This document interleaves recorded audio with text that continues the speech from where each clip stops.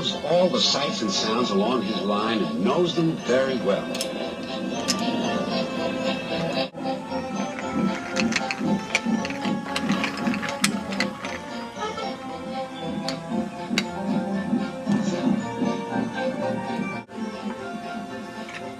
One morning, soon after he returned from being mended, he was enjoying his journey more than ever before.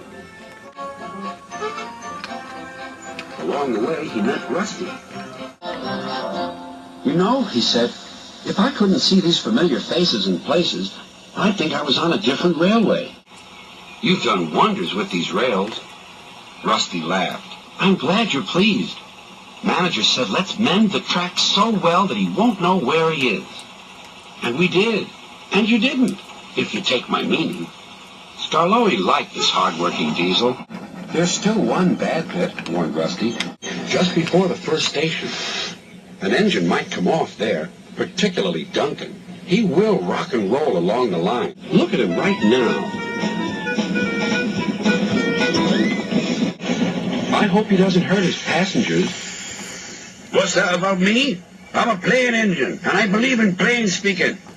Speak up!" Rusty warned Duncan about the bad bit of rail. Huh. I know my way about. I don't need smelly diesels to tell me what to do. Rusty felt hurt. Duncan banged about the yard. Then he clattered crossly to the station. James was already there, waiting for him. "You're late," he snapped. "I know," said Duncan. "It's that smelly diesel's fault. Rusty tries to teach me how to stay on the rails and then goes off leaving me to find my own coaches." "You poor engine," sympathized James. "I know all about diesels. One crept into our yard and ordered us about. I soon sent him packing." Duncan was filled with admiration. He didn't know that James was boastful and sometimes didn't tell the truth. "Send Rusty packing! Send Rusty packing!" snorted Duncan. He climbed the hill furiously. "Well done, boy," encouraged his driver. "Keep it up." Soon they were near the first station. Duncan was pleased. "Nothing's happened. Nothing's happened, silly old diesel. Clever me." And he rocked and rolled along the line. "Steady, boy," checked his driver. but it was too late. "Sleepers and ballast, I'm off." And he was. "I warned you," said Rusty. "But all he did was call me names." The little diesel refused to move. "I'm ashamed of you, Rusty," said Skarloey. "Think of the passengers. What are they going to do?"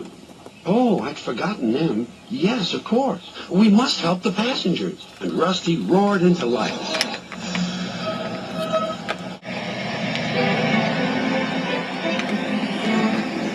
Duncan stood sad and solitary. He couldn't rock and roll now. "Oh dear," he thought. "Everyone will know how silly I am."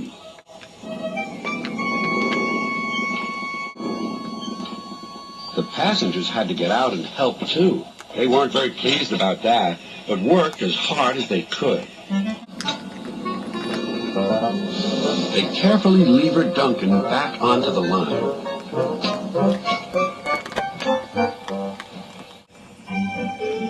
After that, Duncan was extra careful all day. At last, evening came. "Rusty," he whispered. "thank you for helping. I'm sorry I was rude to you. "That's all right, Duncan." I wish all diesels were like you. Let's be friends." "Suits me," replied Rusty. "We'll mend that bad bit of rail first thing tomorrow."